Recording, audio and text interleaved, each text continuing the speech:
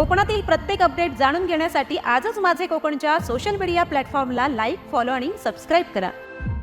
सिंधुदुर्ग जिल्ह्यातील कास गावातील देवस्थान परिसरात घडलेल्या कथित वादानंतर आता हे प्रकरण नव्या वळणावर पोहोचलंय।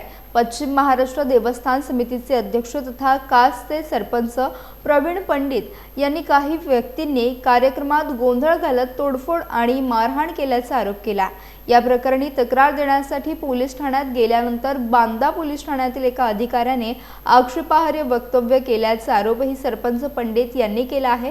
या संदर्भातील काही व्हिडिओ सोशल मीडियावर व्हायरल झाल्यानंतर प्रकरणाची चर्चा अधिक रंगली आहे। दरम्यान संबंधित घटनेची निष्पक्ष चौकशी करून दोषींवर कठोर कारवाई करण्यात यावी अशी मागणी करण्यात येत आहे।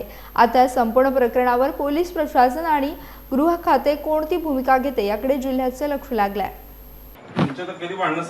तुम्ही जर त्याला पुढे बोलून जर तुमच्या शब्दाला किंमत देत नाही तो तुम्ही 3-4 वेळा बोलवलात ना। माझं काम नाही ते बोर्ड लावून घ्यायचं। तुम्ही तक्रार असेल ते तक्रार हो तक्रार दिलेली तेव्हा तुम्ही लिहून घेतलेलं ना साहेब। तुझी पण आता काय असेल ते तक्रार दे। पोलिसांमध्ये आवाज चढवू नको। कशाला आवाज चढू नको? हो न्याय मागायला येतो आम्ही। न्याय माग तिथं बसून। मग तिथे बसून कशाला? तिथे बसून तुम्ही मला सांगितलेलं तुम्ही लिहून घेतलात ना, जबाब लिहून घेतलात ना। आम लिहून घेतलं मग काय मग माझं तुम्ही काम आहे का? मग कोणाचं काम आहे? मग लिहून कशाला घेता?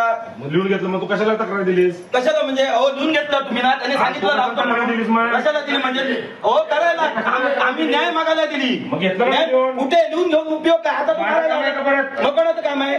मग आम्ही भांडण करायची? मग कोणाचं काम आहे? मला काय घेणं नाही। भांडण करू तुला काय करायचं? हो हात लावू नको।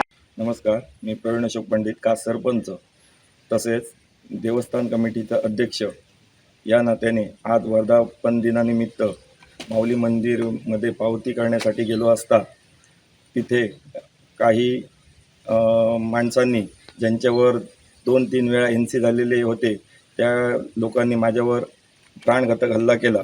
ती तक्रार घेऊन मी बांदा पोलीस स्टेशनमध्ये आलो असता तिथे उपनिरीक्षक झांजुर्णे सर यांनी मला सांगितलं की पहिल्यांदा तू मर्डर करून ये, नंतर तुझी कंप्लेंट घेतो।